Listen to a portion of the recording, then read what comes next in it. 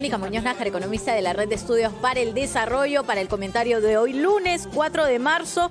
Y en realidad va respecto a lo siguiente, a cómo afecta a largo plazo el desarrollo escolar con relación a la economía y, por supuesto, también la productividad. Querida Mónica, muy buenos días. Hola, Mónica. ¿Qué tal? ¿Qué tal? Buenos días, Joana. Buen día, Carlos. Buen día, queridos oyentes y televidentes de RPP. Así es, el día de hoy vamos a comentar que es tan importante, que es el impacto que tiene la educación, porque están muchos niños empezando clases hoy. Las clases en los colegios públicos empiezan la próxima semana, y algunos ya empezaron la semana pasada. Y creo que siempre es un buen momento para tener una idea de qué cosa es lo que nos está faltando y poder mejorarlo. Y en un principio, aquí lo que les quiero recordar a todos los oyentes es algo que probablemente ya todos tenemos interiorizados, que la educación es la mejor inversión que podemos hacer en nosotros mismos. De hecho, hay estimaciones que señalan que un año más de educación completa implica que en el futuro, cuando terminemos y vayamos a trabajar, vamos a ganar 10% más. Y así se va acumulando, ¿no? Mientras más educación, se va ganando un poquito más de ingreso en el futuro. Pero a nivel también de todo el país, la educación es una de las inversiones más importantes que se pueden hacer. Y de hecho creo que es algo bien significativo que tomemos en cuenta que en los países, sobre todo los que están creciendo más, que todavía no son desarrollados, digamos, como el Perú, los países que están ahí en vías de desarrollo, la educación genera crecimiento en el mediano y en el largo plazo. Y además un mecanismo bien interesante es que se considera como un igualador de oportunidades. ¿Habían escuchado eso antes? Que la educación es el igualador de oportunidades, ¿verdad?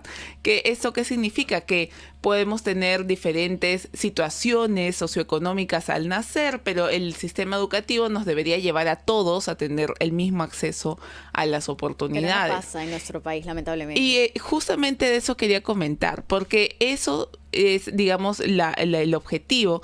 Pero el problema es que en el Perú los aprendizajes sí son muy diferentes. Si uno va a un colegio privado de los buenos versus un colegio público, y de hecho, sobre todo en las zonas rurales. Tal vez muchas de las personas que nos están escuchando que viven en ciudades no son tan conscientes de esta diferencia, pero en los colegios públicos en las zonas rurales hay una brecha grande con los colegios de las ciudades. ¿Y eso qué significa? Que simplemente un niño, por vivir en una ciudad, ya es hasta el doble de probabilidad de tener aprendizajes satisfactorios en lectura y matemática.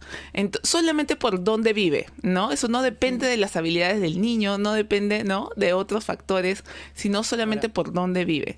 Y eso es un factor más bien desigualador. Entonces, ahí es donde se tiene que poner mucho énfasis en nuestro sistema educativo, en el cierre de esas brechas. Cuando uno habla de colegios públicos privados en Perú, en las ciudades, ahí sí la diferencia, yo quería aquí como romper un mito, señores. Los colegios privados no siempre necesariamente son mejores que los colegios públicos de las ciudades. Lógico. Sobre todo de las ciudades más grandes, en Cusco, en Lima, en Arequipa, en Trujillo, en Chiclayo, en Tacna, en Arequipa. En las ciudades normalmente no se da eso de que el colegio privado siempre automáticamente es bueno. Hay muchos colegios públicos que de hecho les va mucho mejor a los egresados, les va mejor en distintas mediciones que los colegios privados. Así que siempre es bueno que ustedes estén atentos a cuáles son las mejores condiciones de los colegios para sus hijos, ¿no? No automáticamente ahí, lamentablemente, no siempre en lo privado es mejor, sí. Mónica, tú has dicho una palabra clave, inversión. Ahora, la inversión que hace el gobierno en el sector educación es la adecuada en cuanto a cifras, a porcentajes. Siempre en los presupuestos públicos que se aprueban en el Congreso se plantea justamente que la inversión sea la óptima, pero no sé si consideras que eso es así, efectivamente. Sí, ahí hay bastante debate, Carlos. Es una pregunta bien importante porque ustedes tal vez han escuchado esto de que el Perú tiene que llegar al 6% de su PBI en educación, 6% del PBI, ¿no? Es un dato como oferta de campaña. Sí. Así es, exacto, ¿no? Y de hecho está en la Constitución. Hubo una reforma constitucional hace un par de años y está en la Constitución de que el PBI tiene que ser el gasto en educación tiene que ser 6% del PBI. Pero ahí hay dos factores fundamentales. El primero es que lamentablemente para Perú 6% del PBI significa casi más de 40% de su presupuesto de todo el Estado que se tendría que ir a educación, porque lamentablemente en Perú se recauda muy poco. El año pasado justo tuvimos una caída significativa de la recaudación tributaria. Entonces sería no gastar en salud, no gastar en seguridad, no gastar en carreteras, ¿no? Que es muy difícil para un país en desarrollo como el Perú. Entonces no es realista poder llegar a ese porcentaje. Ahorita estamos más o menos en 4% del PBI, ¿no? Nos faltan 2 puntos porcentuales. Y lo segundo es que más bien en vez de pensar en un número como 6%, que es un número arbitrario, en verdad salió porque algunos países tienen esa regla, pero no significa que es lo que necesita el Perú. Deberíamos tener una idea más clara de las brechas que tiene Perú, ¿verdad? Y con eso sacar la cantidad de dinero que se necesita. Entonces, ese número es un número bien arbitrario en el cual uno no puede tener tanta confianza de que ese número, una vez que lleguemos ya nuestra educación va a estar bien. Y Mónica, y además tenemos también el tema de la calidad del gasto, sí, Joana. Exacto. Pero ¿qué podemos hacer? Me refiero, por supuesto, como país, ¿no? En medidas a mediano plazo, a corto plazo e incluso a largo, ¿no? Porque si decimos, y esto parece ya un cliché, una frase trillada, ¿no? Que los estudiantes y su educación son el futuro de nuestro país, pero constantemente nos enfrentamos a los mismos problemas. El inicio del año escolar significa hablar de lo mismo todos los años. La infraestructura, la meritocracia, la capacitación, los baños de los alumnos, las condiciones en general. Sí, de acuerdo.